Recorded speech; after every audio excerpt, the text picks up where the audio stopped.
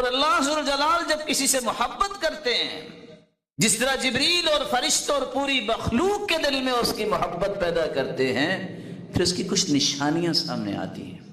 سب سے پہلی نشانی یہ ہے، ان اللہ یعطی المال لمن احب ولمن لا یحب، مال تو اللہ اس کو بھی دیتے ہیں جسے اللہ پسند کرتے ہیں اور جسے پسند نہیں کرتے، اس لیے کافروں کو بھی دیا ہوا ہے مال، مسلمانوں کو بھی۔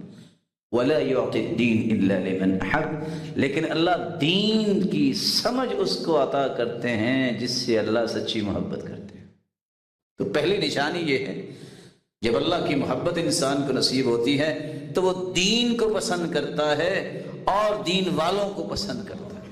دوسری نشانی یہ ظاہر ہوتی ہے، اذا احب اللہ عبدا حماہ الدنیا کما یظل احدکم یحمی سقیمہ الماء، اللہ تعالیٰ دنیا کے جھنجٹوں سے اسے بچائے رکھتے ہیں، دنیا کی ذلتوں سے بچائے رکھتے ہیں۔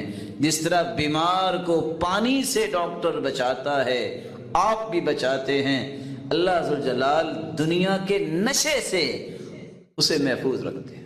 تیسری نشانی یہ ظاہر ہوتی ہے، جہاں آ کے بہت سارے لوگ گھبرا جاتے ہیں، اللہ جب کسی سے پیار کرتے ہیں، جس طرح اس کو دین سے محبت عطا کرتے ہیں، دین دار بنا دیتے ہیں، جہاں اللہ ذو الجلال دنیا کے نشے سے اسے دور رکھتے ہیں، وہاں اللہ ذو الجلال تھوڑی سی آزمائش بھی کرتے ہیں۔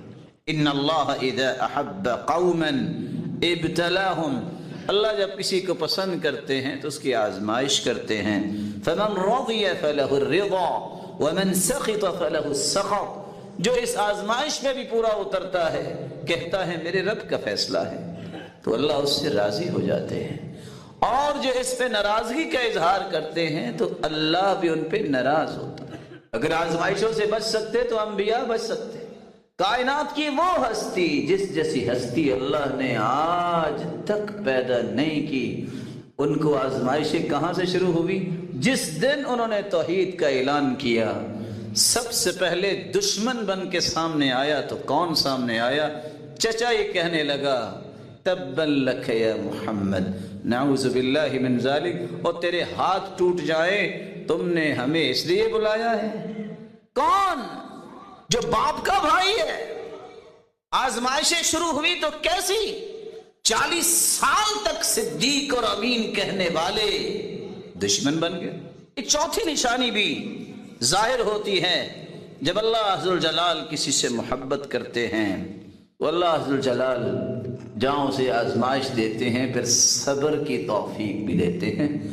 واللہ یحب الصابرین، اللہ صبر کرنے والوں کو ہی پسند کرتے ہیں۔